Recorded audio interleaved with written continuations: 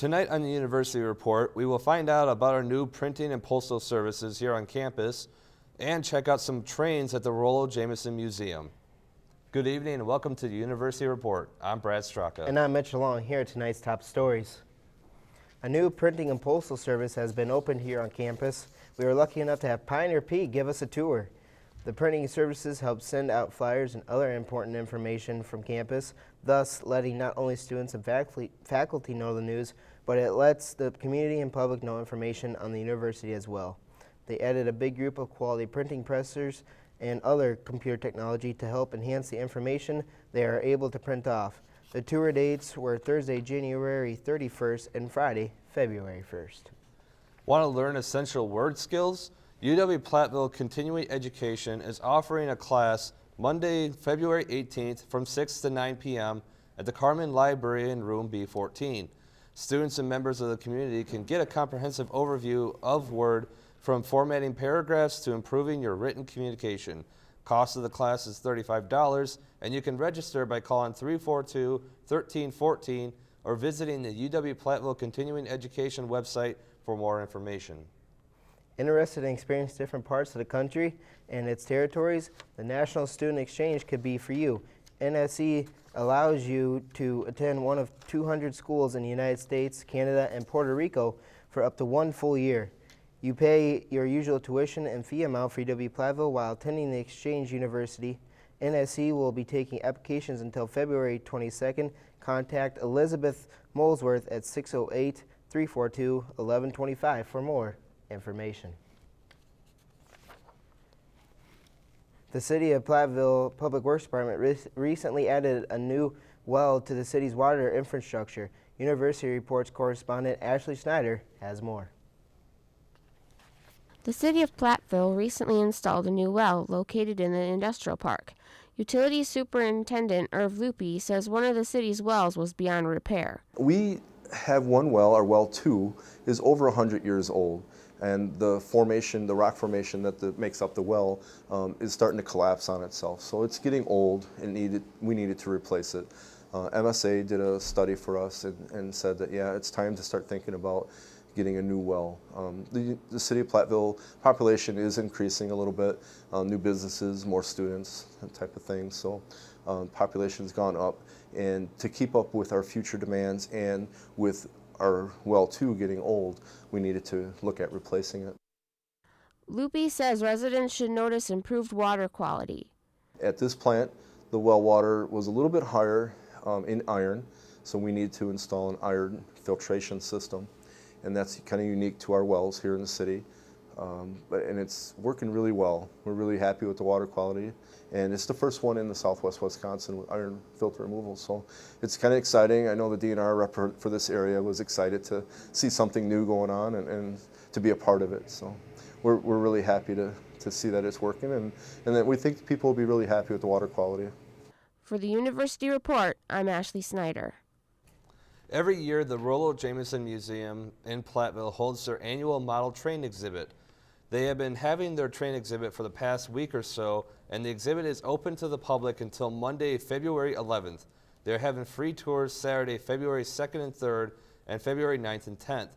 The Rollo Jameson Museum is open to 10 a.m. until 4 p.m. every day, and we encourage people to go in and check out the various models of trains they had exhibited. Video production students at UW-Platteville are finalists in the National Production Competition. The production of a UW-Platteville men's home basketball game is a finalist in the National Undergraduate Student Electronic Media Competition. The competition is sponsored by the National Broadcasting Society. The UWP entry is in the video play-by-play category. Winners are announced at the NBS Convention in Washington, D.C. on March 24th. Stay tuned. We'll be back with more here on the University Report.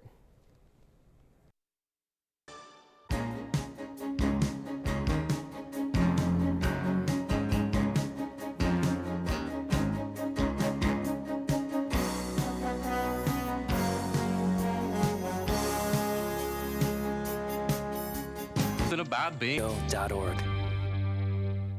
The new UW-Platteville shuttle exceeded expectations this past semester. The shuttle provided more than 8,000 rides to students and residents around Platteville. The shuttles were introduced to help reduce the number of vehicles on campus. The shuttle is free to UW-Platteville students who present a valid student ID and $1 for non-students. The University Women's Council is accepting nominations for Women of the Year and Women's Student of the Year awards. Nominations for these awards are due to be turned into Val Wetzel on March 1st by 11:45 a.m. Supporting materials from the nominee of the Student Woman of the Year awards are due that same day. While the supporting nominee information for the Woman of the Year award is due by April 1st, for questions, email Tammy Solomon Stevens at solomont@uwplatt.edu. The Pioneer Launch Lab is located on the 5th floor of the Pioneer Tower and is designed to help students who are trying to start their own businesses. It is for current students, recent alums, faculty, and or staff members who have a desire to start their own business. The students spoke with are very enthused about this opportunity. You guys are already graduates, so just to help them launch their businesses, that's what they want me to do, so it's nice. The career fair starts next week on February 12th and February 14th in Alsvik Hall. Many businesses such as State Farm Insurance and Walmart will be there to take in resumes from young and hopeful students. The career fair is a great opportunity for students to send out their resumes and hopefully find a job in their field of study. The career fair is an important day for those who need to find internships. Those who wish to attend are encouraged to dress professionally and bring in their resumes for the business to review.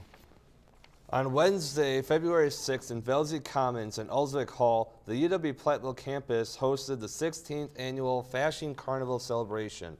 The event was held from 5 p.m. until 9 p.m. and included free beads, snacks, games, and prizes for kids of all ages.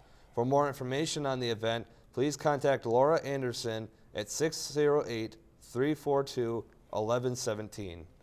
The Horticulture Club is having another annual plant sale here on campus. It will be located in the Marquee Pioneer Student Center in the Wisconsin Room. The event will be held Thursday, February 14th from 9:30 a.m. until 3 p.m. These sales are to help raise money for the club as they wish to expand. And we'll be back with more right after these messages.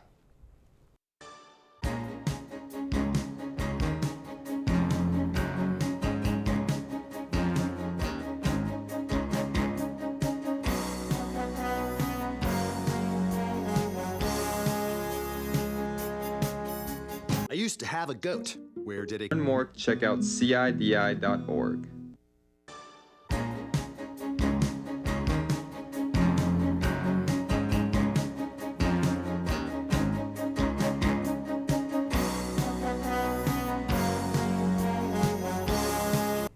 Good evening and welcome back to the University Report. I'm currently here with Angie Donovan. Angie, how are you doing tonight? Good, how are you? I'm doing pretty good. Glad to have you on the show. So tell us a little bit about your job and what you currently do right now. I am currently the communications specialist for the city of Platteville. So I'm responsible for maintaining the city's cable channel, the city's Facebook page, our website, all of our social media, as well as writing press releases, monitoring what's going on as far as communications regarding the city, and looking for award opportunities and grant opportunities that the city can utilize. Okay. And why did the city hire you? Because I'm the best. No. The city hired me. I had previous experience running my own business as well as working for the Lancaster Chamber. Had come up with some creative marketing strategies to utilize up there. So the city of Platteville thought that it would be a benefit with my skill set for the position that they were looking for. And I have lived in Platteville for the last 10 years. Fantastic. Then it sounds like you're the perfect candidate for the job.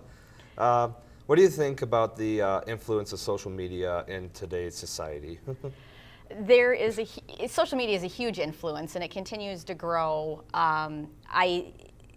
The huge downfall that I see with it is that stuff can spread rumors and misconceptions can spread like wildfire very quickly. And I'm going to take the Chicago's Best fire that we had the end of August.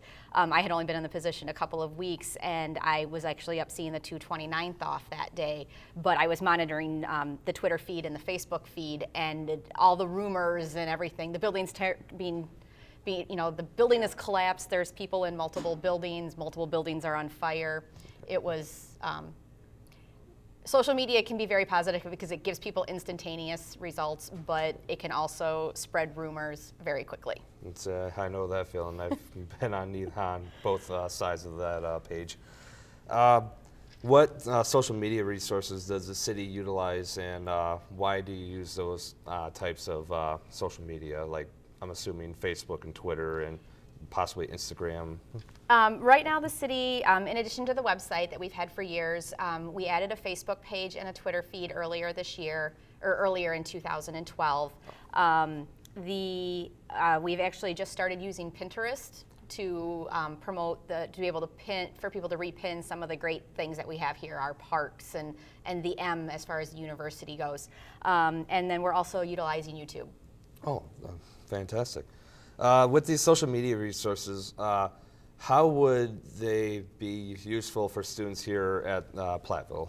That's a really good question. We're actually trying to increase our exposure to the university students. An advantage for students to sign up for our Twitter feed or become a fan of our Facebook page is so that they can find out what's going on in the community. And I understand that the university kind of has their own. They're a city within a city, per se. You guys have everything that you need here. However, there's things that go on in the community that we have a lot of university students that are coming in volunteering for our Adopt a Park program. So if they had been fans or friends, either followed us on Twitter or been a fan of our Facebook page, they would have known previously that we still had parks available for adoption and had this new program. So it's a way for students to find out what's going on in the community. There's a lot of internship opportunities and business opportunities and partnerships that go on between the city and the university. So it's just a good way for people to find out what's going on, as well as stay on top of traffic, if there's a traffic delay or a water main break, in avoiding areas so that people know what's going on. Do you see you guys using any other type of social media like Instagram, or I don't know if MySpace is like relevant anymore? We just added the Pinterest and the YouTube within the last month. Actually, the YouTube within the last couple of weeks. So I do see us eventually adding more social media. We're currently in the process of revising our city's website, so the information on there will be much more accessible and more user-friendly. So I'm looking forward to hopefully getting that launched within the next few weeks. Fantastic. Is there anything else you'd like to add? Just kind of give us a little heads up of what to expect from Facebook and Twitter. Well, like I said, we're constantly increasing our fans. I'm inviting the students and citizens of Platteville to become fans of our Facebook page. It's the City of Platteville, Wisconsin. So if you're on Facebook, join us there. Our Twitter feed is Platteville, WISC, all one word. We're on Pinterest as City of Platteville, and we're on YouTube as Platteville, WISC. So make sure you check all of those sites out and sign up. It's a great way to know what's going on as far as cancellations and delays. We retweet information from the university as well. Fantastic. So there you have it. You want some news on University of Platteville here? Just sign up, look on Facebook, Twitter, Pinterest, go to the website to get all your information there. Angie, thank you for your time. It's been a pleasure. Thank you for inviting me. I appreciate it. And we'll be right back with weather after these messages.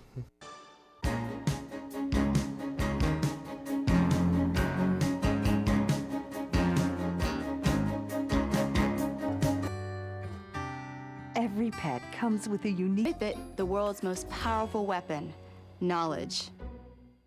Welcome back, and here's our updated weather. Tomorrow afternoon, we are expected to be partly cloudy with a temperature of 30 degrees with a good chance of wind, about 10-15 miles per hour, but nothing dramatically bad. And then going into the evening, we have a high of 17, partly cloudy with 5 to 10 mile per hour wind. Getting a little bit cooler, but we're seeing some low wind, so it's getting a little bit better. Then we go into the weekend forecast. Saturday, partly cloudy with a high of 36 and low of 30. And then on Sunday, we're getting some more precipitation again. And then we go into Monday, we got mostly cloudy, high of 34. Tuesday, mostly cloudy with a high of 30. Wednesday, mostly cloudy with a low of 21. Thursday, partly cloudy with a high of 28. And then Friday, we got more clouds again, but it's getting a little bit cooler again. So you're going to want to make sure that you bundle up a little bit with it being a high of 25 degrees. So that's your weekly weather update. And we will we'll go back to question of the week with Mitch Long. For this week's question of the week, we asked UW-Platteville students what their favorite Super Bowl commercial was and why. So my favorite Super Bowl advertisement of the past Super Bowl was the donkey and the Budweiser Clydesdales, where the donkey tried out to be a Budweiser Clydesdale. My favorite Super Bowl commercial was the Whisper Oreo commercial. Yeah, it was pretty intense. Okay, my favorite Super Bowl commercial was the Doritos one with the goat because we have goats at home. I thought the commercials at the Super Bowl this year were less than impressive and much worse than they have been in previous years. The Super Bowl commercial I liked the most was Budweiser one. It was one of the Clydesdales. Tried to be part of the Clydesdale football team, but couldn't because he wasn't good enough. So he got a golden retriever to help him become a champ. I thought that the Dorito goat commercial was pretty funny, just because, I don't know, just the concept of a goat eating Doritos and then rebelling against his owner for not giving him Doritos was kind of funny. Yeah. Well, those are some pretty good commercials. What was your favorite commercial, Mitch? I gotta go with the farmer commercial. I mean, it's nice to see the farmers, get some, recognition for all the hard work they do to provide us with, a lot of great food. Yeah. How about you? Oh, the farmer commercial was pretty good, but for me, I look for more comedy in my Super Bowl commercials. That's why I like the Doritos commercial with the goat, because who doesn't like seeing Doritos and everyone having good snack food. Well, that will do it for us. I'm Mitchell Long, and I'm Brad Straka. Thank you for joining our program, and we'll see you next week.